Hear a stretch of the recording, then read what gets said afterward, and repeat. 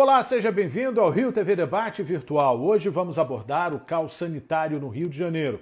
Os nossos convidados são Alexandre Pessoa, engenheiro sanitarista, professor e pesquisador da Fiocruz. Fabiano Thompson, professor do Instituto de Biologia, COP, UFRJ. E Bruno Moirer, coordenador do curso de Biologia da Universidade Santa Úrsula. Bom, muito obrigado pela presença de todos. Eu gostaria de começar conversando com Alexandre. Alexandre, eu queria um conceito seu sobre o caos sanitário no Rio de Janeiro. Bom, sem dúvida que vivemos uma crise sanitária, né?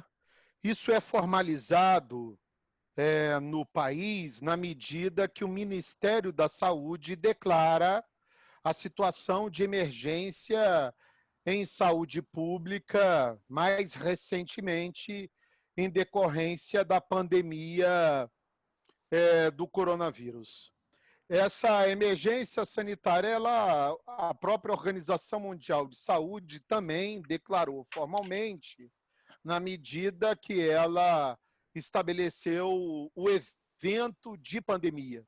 Então, nós vivemos uma crise sanitária que eu acho que ela tem outras dimensões.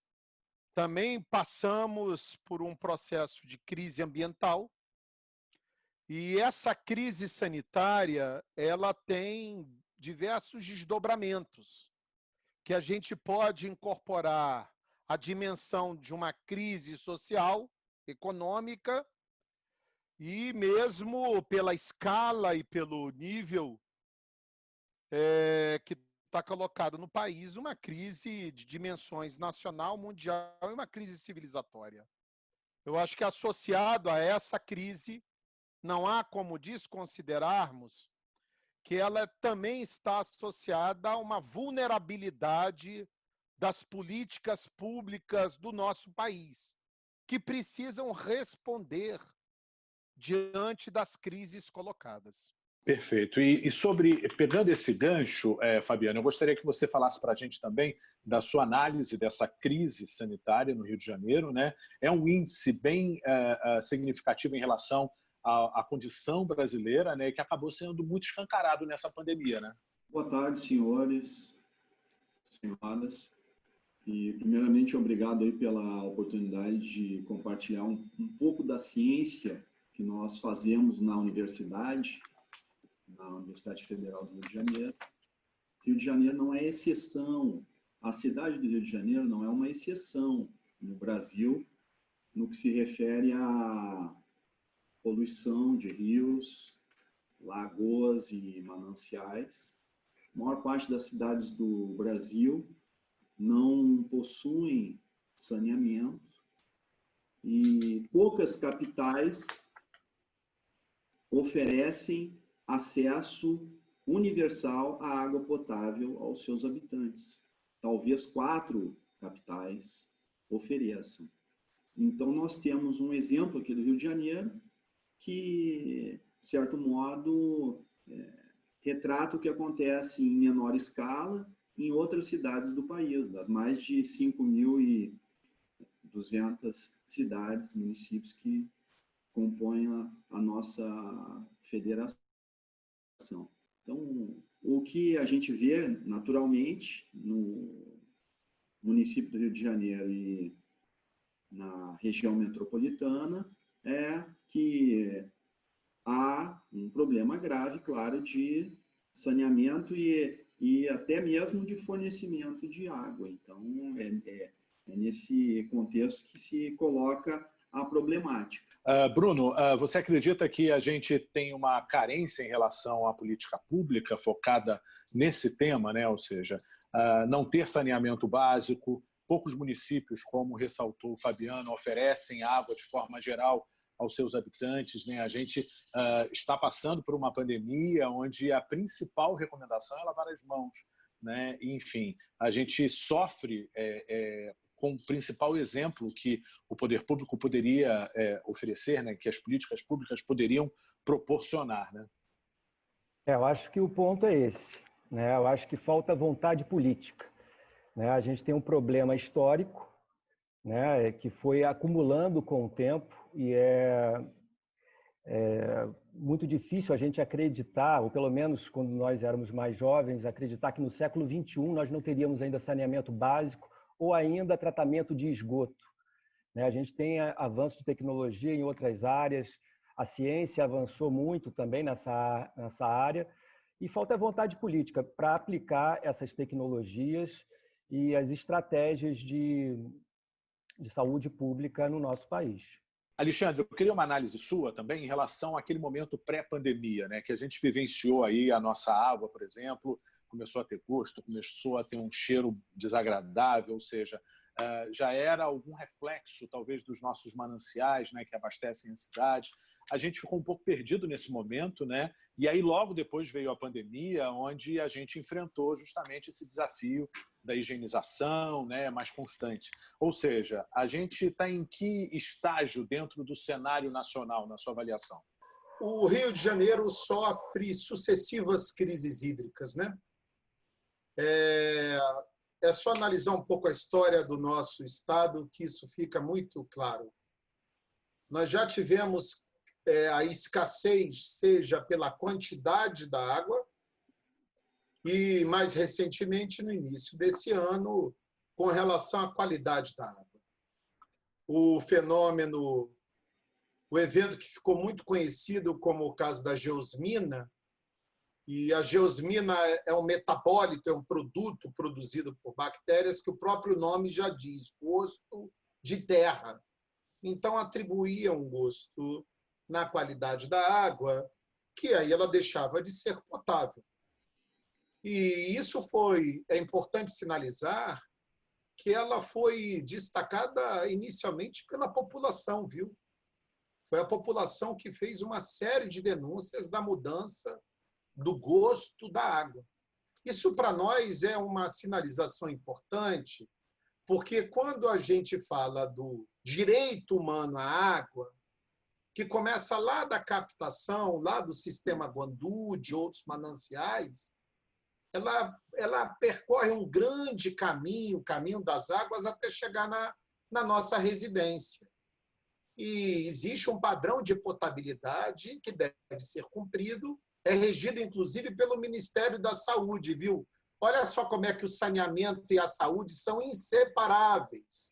Quem dá a normalização do padrão de qualidade é o Ministério da Saúde. Houve agora uma revisão que a Fundação Oswaldo Cruz participou, contribuindo com uma série de aspectos para a melhoria do controle da qualidade da água. Então, a água ela tem um aspecto da produção, que é por parte da concessionária, mas ela também tem um controle que é feito pela concessionária, mas a saúde também exerce o controle do controle. De que forma? Pela vigilância da qualidade da água.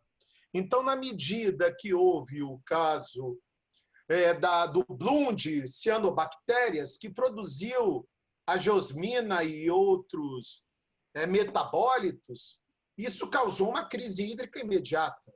Então, houve, na verdade, uma ação do Ministério Público. Eu fui na estação de tratamento, junto com outros pesquisadores, no sentido da gente articular ações emergenciais para voltar à qualidade dessa água, porque a população fica completamente sem alternativa, Sérgio. E você veja, uma questão que é muito importante a gente aprender com o processo.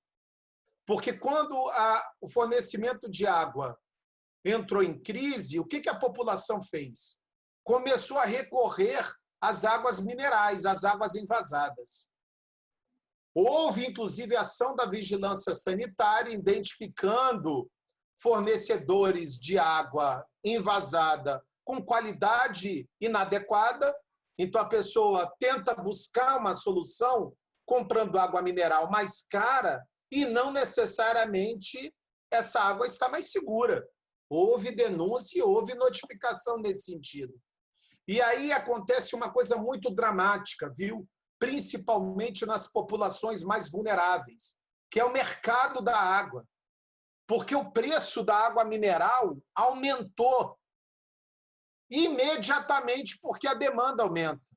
E quando você chega nas favelas, e isso nós presenciamos o relato, é desesperador, porque você tem os atravessadores, aqueles donos dos supermercados, etc., donos das lojinhas, os intermediários que aumentam o preço da água mineral, do garrafão de água, que a pessoa não pode comprar em pontos mais distantes. E aí a pessoa que já tem poucos recursos financeiros tem que desprender um valor maior para ter acesso a algo que precisa ser contínuo, diário, que é o direito humano à água. Claro que, diante desse processo, qual é o aprendizado? Primeiro, nós já estamos conversando com o INEA, pensando no próximo verão, Sérgio Costa, porque o verão virá. E aí aumenta a temperatura, aumenta a luminosidade. O Thompson é um especialista nesse assunto e sabe que a gente tem que agir na prevenção. O enfrentamento da qualidade da água do Guandu é agora, não é depois, quando chega do verão. Então, o Ministério Público, INEA, a Fundação Oswaldo Cruz, nós estamos agindo, fazendo reuniões para informar o setor privado, as indústrias, que haverá um maior controle, uma maior vigilância do órgão ambiental para garantir a qualidade da água do rio, para que a estação de tratamento possa fazer o que é de sua competência, o tratamento dessa água. Então, isso envolve, rapidamente, quando eu falei, o Guandu, tá certo? A estação de tratamento, a SEDAI, o órgão ambiental, o INEA, e a vigilância em saúde. São 3 órgãos públicos que têm que estar muito bem articulados para evitar que esse problema ocorra novamente. Bom, como o Alexandre pontuou, ele esteve lá na estação de tratamento de água do Guandu. A gente sabe também que pesquisadores da UFRJ também estiveram lá analisando, né, por 3 meses a água, né? E aí, Fabiano, eu passo a bola para você para saber se a gente aprendeu com esse processo, né? O Alexandre conseguiu ressaltar a questão do próximo verão, que é muito importante. A gente está fazendo o dever de casa, ou seja, a gente está preparado para o próximo verão, já que a gente tem um passado recente que levou a população a ficar nesse estado sem alternativa, tentando buscar água mineral, e realmente as comunidades mais carentes não têm condição de arcar com isso, né? Como é que a gente já está se preparando? Você observa esse movimento e qual que é a sua preocupação? Fabiano. Sérgio Costa, boa tarde. Eu quero inicialmente saudar os colegas, Bruno, Alexandre e a equipe da TV por essa oportunidade de discutir um tema que é importante para todos nós que vivemos na cidade do Rio de Janeiro. E em relação ao dever de casa, o que eu quero afirmar é que quando iniciou essa crise, no início de janeiro desse ano, a nossa equipe se prontificou a realizar um estudo de forma voluntária. Esse estudo, ele iniciou lá na primeira semana de janeiro, com algumas visitas a residências que estavam recebendo água turva, como mencionou o Alexandre. Essa água turva, quando nós levamos essa água turva para o laboratório e colocamos essa água em meios de cultivo bacteriano, foi possível ver o crescimento de bactérias entéricas, coliformes, enterococos, uma quantidade razoável de colônias, mais de 100, 200 colônias, em algumas placas até mais do que isso, por ml. Isso aí indica que a água não estava potável naquelas amostras. Bem, depois a turbidez diminuiu e a água novamente voltou a ficar transparente, né? Mas o cheiro ainda permanecia. E nesse momento, então, daí a partir do dia 17 de janeiro, nós fizemos visitas ao manancial, na área de captação de água, que é utilizada para o tratamento pela Estação de Tratamento de Águas, o Guandu. Depois nós retornamos nessa mesma localidade de captação de água no dia 1º de fevereiro e no dia 9 de março de 2020. É importante colocar essa temporalidade porque, também como comentou o nosso colega Alexandre, a questão da poluição da água do Guandu é antiga, tem matérias aí de mais de 20 anos já retratando essa poluição. Então, só vem agravando. Se a gente está fazendo o nosso dever de casa, os programas de monitoramento, por exemplo, esse pequeno monitoramento que nós fizemos foi voluntário. Não existe nenhum tipo de formalismo nesse monitoramento, algo formal. Quando o Ministério Público tomou conhecimento que nós fizemos esse estudo, ele solicitou um laudo. Esse laudo foi encaminhado ao Ministério Público e nós propusemos que fosse feito um monitoramento a partir do DNA. Por quê? Porque o DNA ele nos fornece a impressão digital do meio ambiente.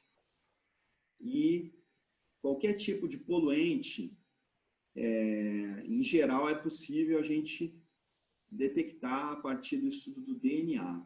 Mesmo que seja algo que seja lançado inapropriadamente e que seja... é possível rastrear a partir do DNA. E acaba, então, como o rio ele é utilizado como um depósito tanto de esgoto doméstico quanto em esgoto industrial, acaba que quem vai fazer esse tratamento de água acaba sendo penalizado, de certo modo. Então, esse tipo de monitoramento é importante ser feito. E também... não só o monitoramento, né? Se a gente for pegar a Baía de Guanabara, há quanto tempo é feito monitoramento? Nós mesmos já fizemos por anos monitoramento. As medidas de saneamento elas precisam ser implementadas. Agora, restringindo mais a questão científica do monitoramento, o que nós vimos é que, a partir dessa análise de DNA, nós detectamos determinados tipos de cianobactérias que seriam as responsáveis pela produção do MIB, que é uma molécula parecida com o geosmina, mas é diferente. E então nos revelou que não haveria potencial genético para a produção da geosmina, e sim para a produção do MIB, nas datas mencionadas.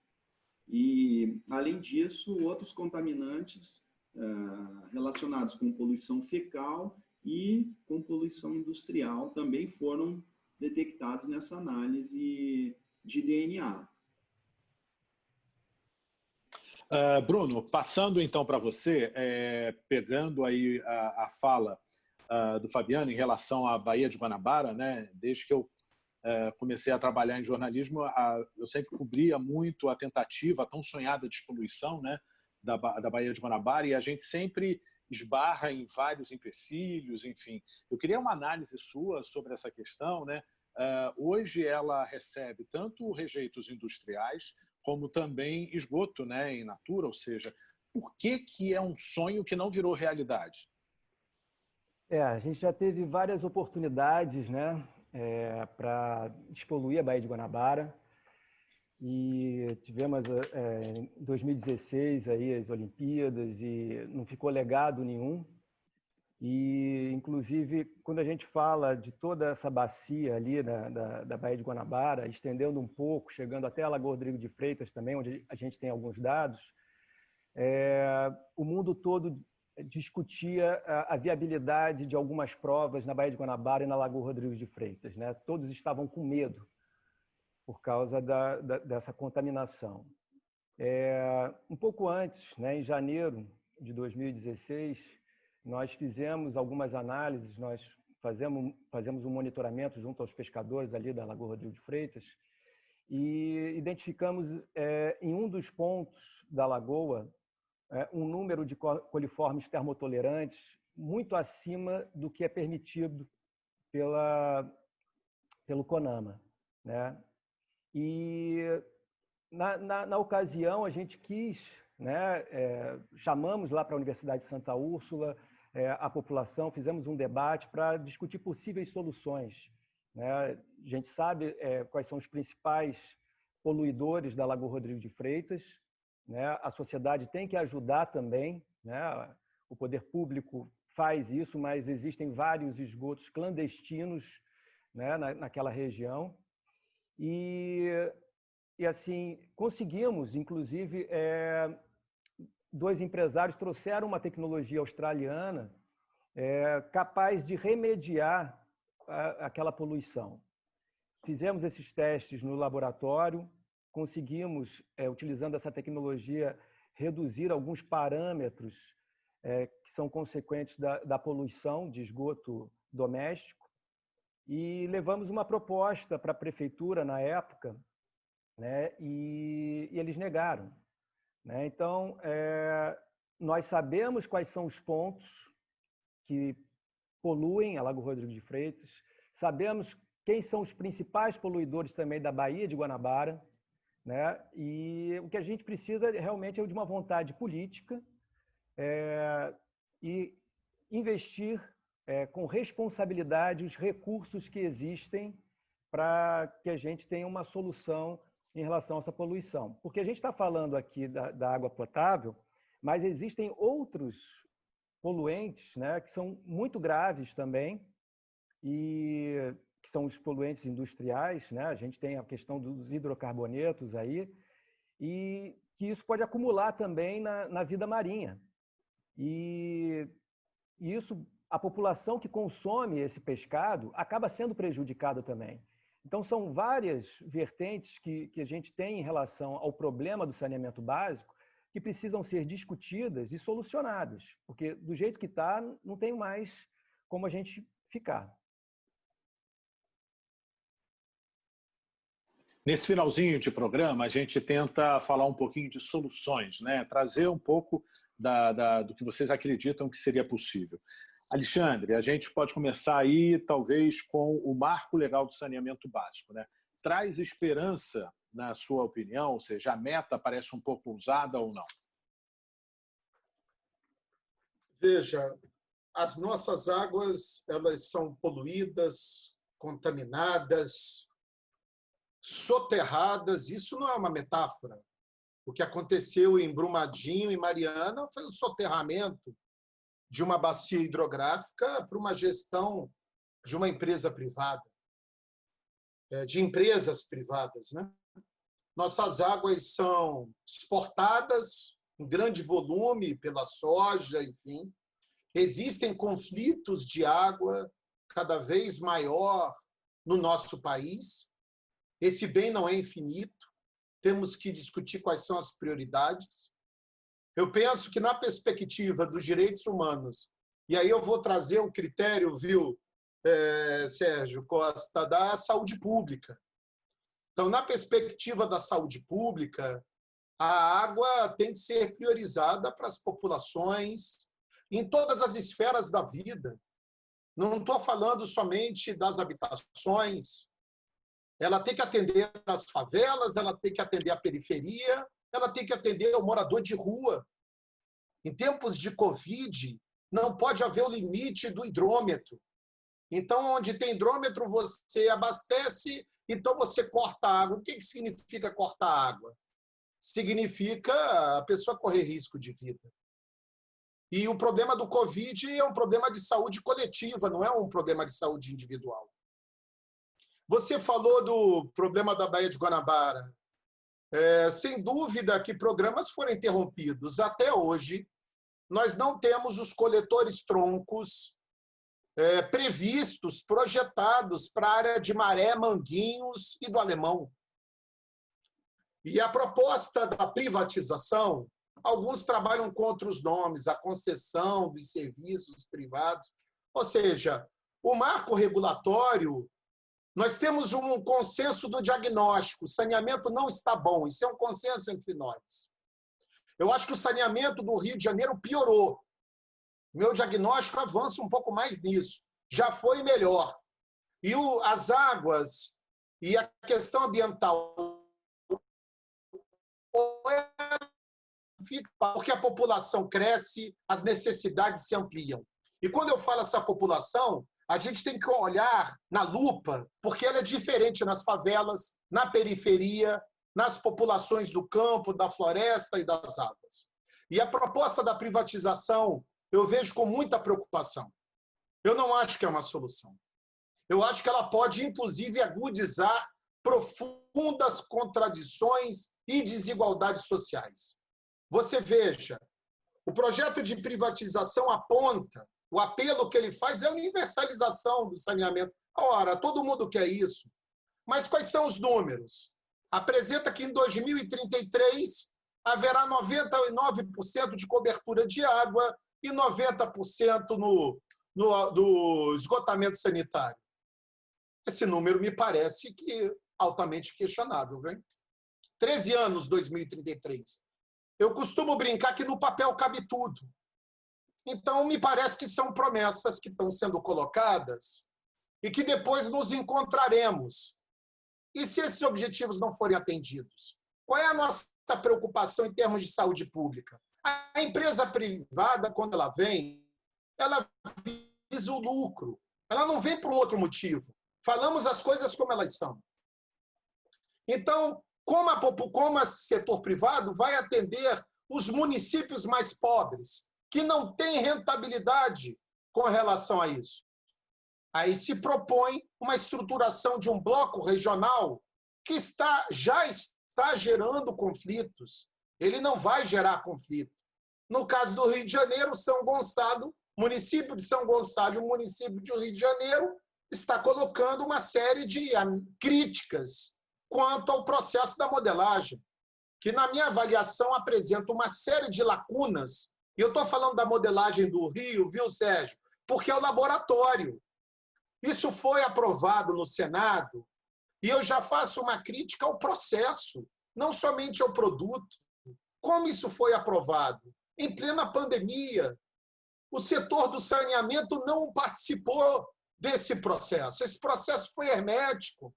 Eu compartilho da opinião de especialistas, pesquisadores, gestores de várias universidades. Quero dar o exemplo do ONDAS, que é o Observatório Nacional do Direito à Água e Saneamento, que está fazendo um papel belíssimo. Se você for no site, eu gostaria de fazer essa sugestão, porque essa informação, a gente precisa acumular informação, estudar a respeito, porque não é uma situação simples. Essa mudança para a privatização repercute na mudança das condições de vida da população ao longo de muitos anos. E eu quero te dar um exemplo que talvez seja, para mim, um dos mais dramáticos.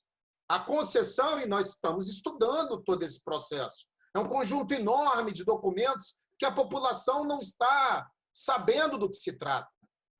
Ela apresenta investimentos para a favela? Apresenta, mas não como índice. Apresenta números de investimentos a cada ano. Agora, eu queria apontar o critério que o BNDES apresenta. Olha só, será realizado um plano de ação que deve ser priorizado.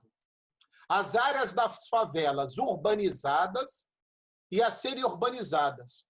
E as áreas da favela seguras. Bom, eu acho que esse argumento, e eu estive na audiência pública, e eu sugeri formalmente a supressão desse item. Eu não posso considerar prioristicamente esse critério, porque esse critério não está de acordo com os direitos humanos. Quer ver como é que eu vou apresentar um outro critério? Eu vou usar o critério da saúde pública.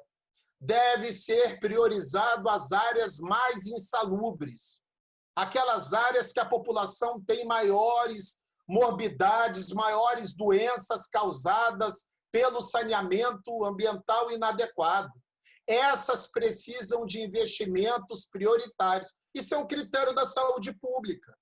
Se você compara com o critério do BNDES, tem um conflito entre o critério da saúde e o critério da rentabilidade. Isso que eu estou falando foi escrito de forma pormenorizada em um documento que a Fundação Oswaldo Cruz desenvolveu, que é uma análise crítica, uma análise dos impactos da concessão dos serviços públicos de abastecimento de água e de esgotamento sanitário no Rio de Janeiro, porque precisamos entrar no detalhe, porque estamos, de fato, muito preocupados de como é que vai ser estabelecido esses contratos. Porque, Sérgio, depois que privatiza, o que vale é o contrato. Se não está no contrato, a empresa não é obrigada a cumprir. E só para mudança tarifária, existe uma série de critérios que, justificados pela viabilidade econômica, porque o setor privado ele quer segurança, claro, ele não quer risco. Como é que ele combate o risco? Ele estabelece vários critérios que pode permitir o aumento tarifário. Por exemplo, a crise hídrica. Se houver uma crise hídrica no Rio de Janeiro, e isso interferir no acesso à água, a empresa pode se utilizar disso para fazer o aumento tarifário ou prorrogar o seu plano de cobertura. Percebe o que eu estou querendo dizer? Perfeito. Infelizmente, nós já chegamos ao final desse programa, mas eu gostaria de uma rodada final com vocês, conclusiva, ou seja, sobre o tema e como que a gente sai dessa situação. Fabiano. Seria muita pretensão minha trazer aqui uma solução, mas o que a gente pode adicionar para a discussão e para reflexão pelo povo fluminense, pelo povo carioca, aqui pela nossa gente, é que o Brasil se comprometeu com os Objetivos de Desenvolvimento Sustentável. E dentre eles está lá água potável e saneamento. É o Objetivo de Desenvolvimento Sustentável número 6. Então, a nossa nação e aqui o nosso município, eles precisam fazer algo para assegurar a disponibilidade e gestão da água de forma sustentável, o saneamento para todos. Também é importante mencionar que a nossa nação se comprometeu com a década da ciência oceânica. E nós estamos na década da ciência oceânica, que tem ligação importante, por exemplo, com a sustentabilidade da Baía de Guanabara. Todos os programas de monitoramento, eles precisam seguir parâmetros.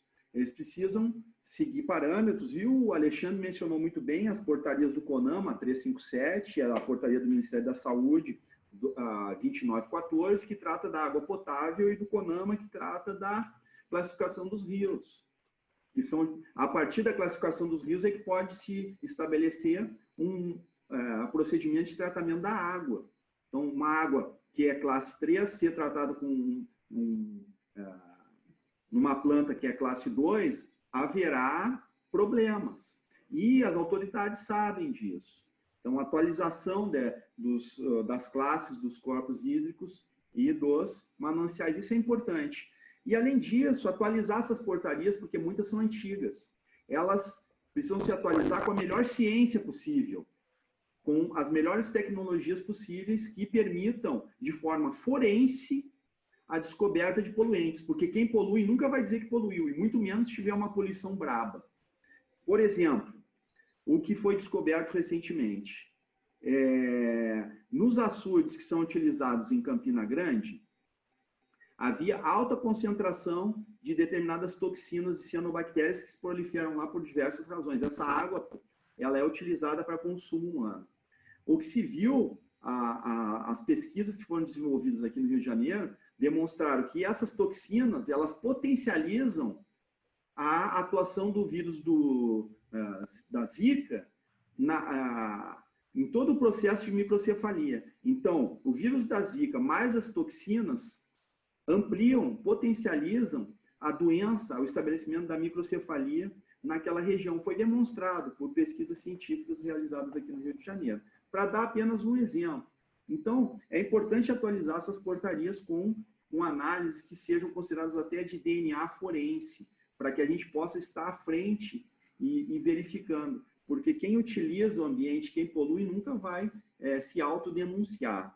E, por fim, lembrar que a nossa nação ela se comprometeu com os Objetivos de Desenvolvimento Sustentável e que a água é um direito universal.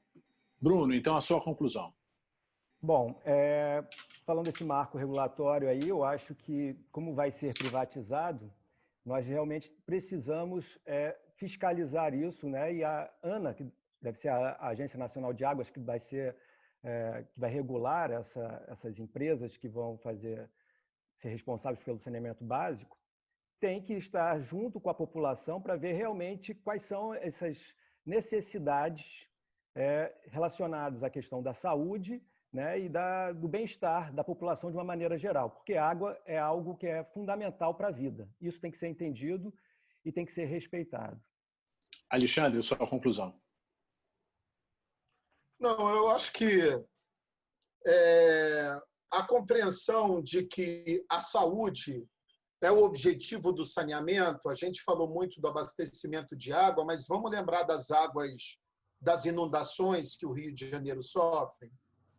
Ou seja, nós temos que ter respostas para as águas turbulentas de chuva, para a água potável, para o esgotamento sanitário, para o manejo de resíduos sólidos. Isso tudo envolve gestão pública, gestão do território.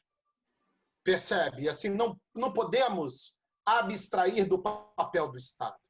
Nunca o Estado vai sair de cena desse processo. E o papel regulador, ele é intransferível. Ele é um papel do Estado. No caso do Rio de Janeiro, vai ser a Agenersa.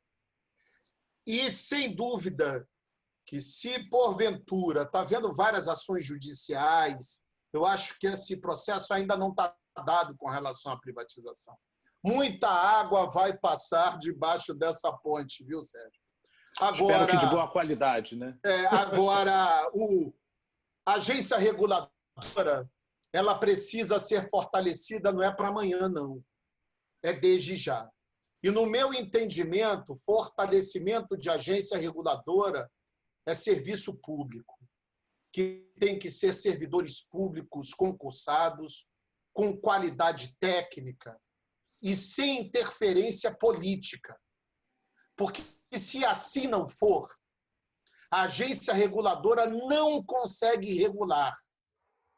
E aí fica a continuidade de uma dívida histórica que o Estado tem, que você citou, inclusive, com relação ao saneamento do nosso país. Então, se é na defesa da perspectiva da saúde, muita coisa tem que ser reformulada, repensada, para a gente garantir, de fato, o direito humano, que é muito mais do que prevenir doença. É promover saúde, é promover territórios saudáveis e sustentáveis. Bom, muito obrigado pela participação de todos vocês. O Rio TV Debate fica por aqui e até o próximo encontro.